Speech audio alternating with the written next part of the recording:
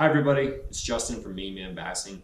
In this video, I'm going to unbox and review the Daiwa Exceller LT 2500D XH. I'm also going to give this reel away. I'm excited about it. I've done giveaways before. It really makes me happy. So I'm kind of stoked about this. But there are official rules in the description box. You want to check those. But basically, in order to be considered, you have to be subscribed to the channel. So you can be a current subscriber or a new subscriber, but you have to be subscribed, and I'm going to check that. You have to post a comment on the video telling me what you plan on doing with this if you were to win. And you have to like the video. Once I get to 1,000 subscribers, I will find a winner. I'll get in contact with you, and I'll ship it out to you as long as you're in the continental US. If you're new to the channel, I do product reviews, fishing adventures, and how-to videos that all revolve around bass fishing in the Northeast. I'd love to have you as a sub, so consider subscribing. The Exceller is an affordable model with some really great features. If you'd like to own it now, there'll be Amazon links in the description box below. You can click the links, and you can take it from there. Also, once I surpass 1,000 subs, the giveaway will no longer be running. And again, at that point, if you'd like to own it, you can click those links and take it from there. Let's start the unboxing and review. Nice green, sexy box, forest green. The LT 2500D XH. LT is light and tough. 2500 is the real size. D is for deep spool, and XH is for their speed. 6.2 to 1. Love, love, love the 6.2 to 1s. I no longer use a 5.2 to 1 for horizontal presentations. When I'm drop shotting, I can use a 5.2 to 1 because drop shotting is completely vertical. But I have to cast 6.2 to 1. That's all I'm dealing with. Because let's say, for an avid angler like myself, I take 300-400 casts a day. On a good day, I'll catch 10 bass. But those other 390 casts are whiffs. So I'm going to be spending the majority of my day reeling in line. And with a 6.2 to 1, it's such a faster process that you're not wasting time reeling in line. And the other thing with that's great about the 6.2 to 1 is when you do land a fish, like especially smallmouth, if you're bombing it out there and you catch it initially, right, like right when it hits the water, and you got to reel it in, the farther the fish away, the farther away the fish is, and the longer it takes you to reel it in, the greater the chance that the fish is going to come unhooked. With a faster speed, you get that fish in there quicker. Really nice feature. Love the 6.2 to 1s. If you haven't tried it, you have to pick one up. It's such an enjoyable pleasure, and I think what's going to happen is that the rest of the market is going to follow that, right? And you're going to start seeing a lot more 6.2 to 1s because it's really nice. In your box, you have your reel. Aluminum machine screw and handle. Got your directions and spool adjustment rings.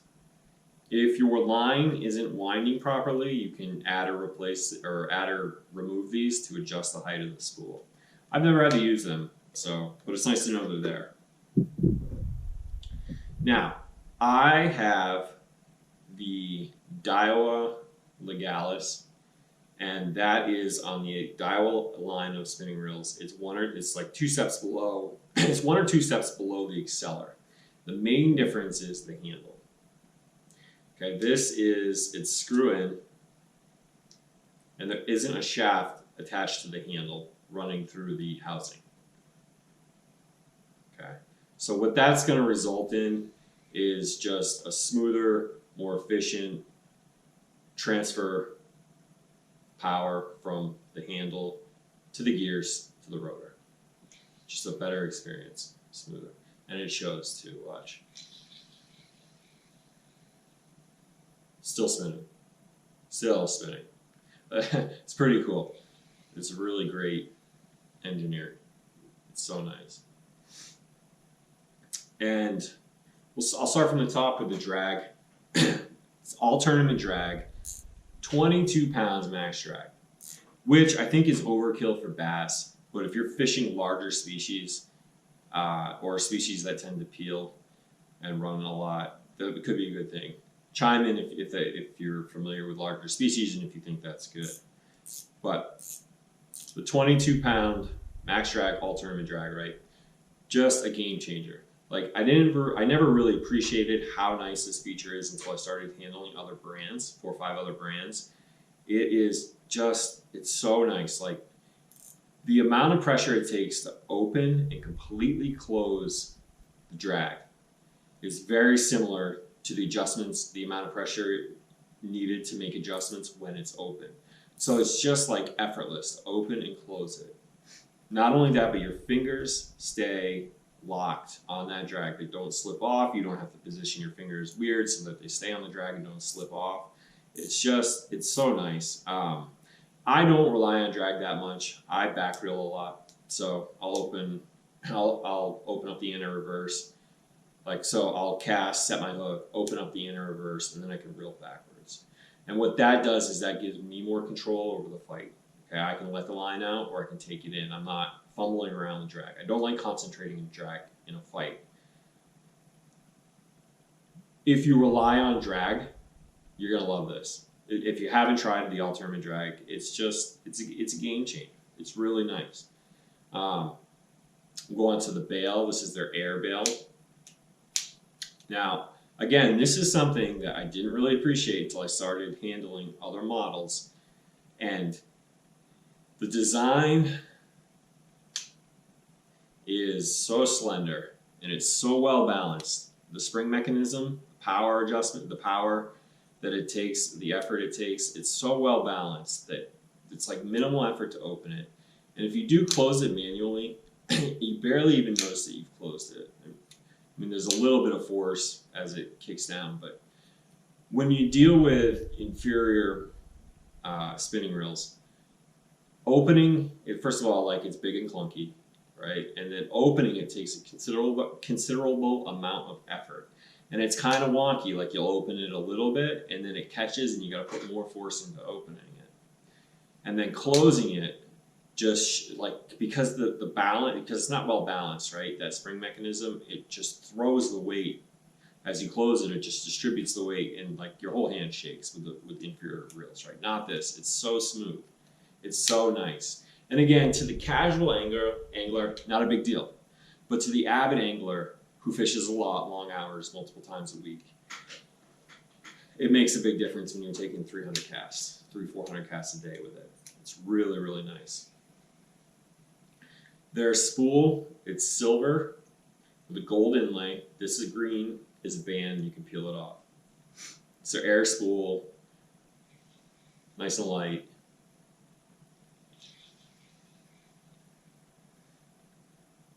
Their rotor, it's their air rotor. It's this U-shaped mechanism right here that winds, spins and winds the string back on for the retrieval.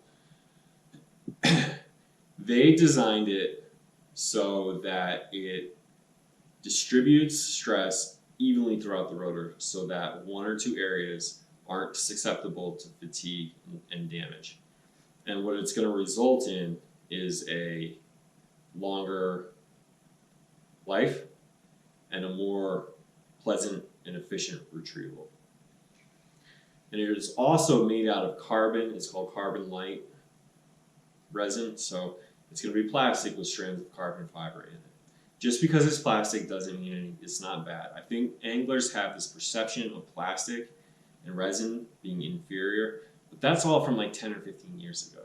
There's been some advancements, right? And the carbon fiber, it's carbon, it's resin with strands of carbon fiber in it.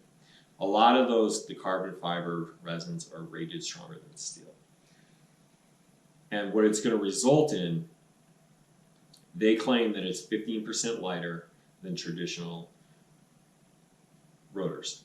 And the housing unit that houses the gears in the body is also carbon fiber. So it's carbon fiber resin. So what you get is a lighter reel, 7.2 ounces.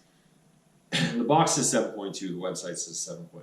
But either way, despite this discrepancy, it's still lighter than most spinning reels. And you know, most spinning reels you're going to find are in that 8.3, 8.4 range or heavier. And so the carbon fiber is going to result in a really tough material that's light. And to the avid angler who fishes all day, multiple days a week, taking 300-400 casts with this, that ounce makes a big difference. To the casual angler, not so much, but it's still an enjoyable experience. Your bearings, you have 5 bearings, and you have a roller bearing here in the bail. Your gears are digi-gears, so they're going to be digitally machined and cut hard body aluminum Z gears. And what that's going to result in is a precise, efficient, smooth gearing system that transfers power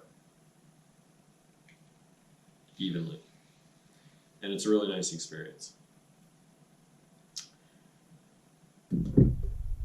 So that's, I'm just running through all the features. Also, and I mentioned this a little bit, but your back reel, for those few anglers who do back reel, it's a wonderful location. I really encourage everybody to back reel, but it's when you set your hook, right? You set your hook, you can just open up your anti-reverse or your reverse, and now you can go backwards. And when you want to close it, it's right there. So your hand never has to come off the handle. Really nice feature. Really great location. Not all spinning gears have the anti-reverse in that location that's easy to access.